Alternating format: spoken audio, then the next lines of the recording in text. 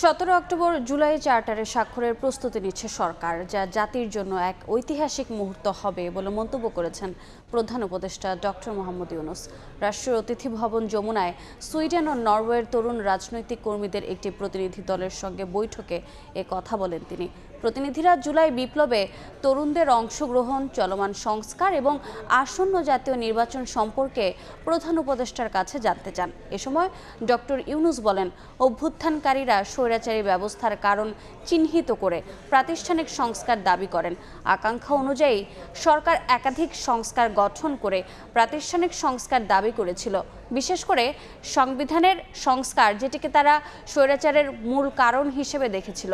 রাজনৈতিক দলগুলোর দীর্ঘ সংলাপের পর তারা একটি ঐক্যমতে পৌঁছেছে জানিয়ে ডক্টর ইউনূস বলেন, এই মাসেই স্বাক্ষর হবে বহুল প্রত্যাশিত জুলাই সনদ।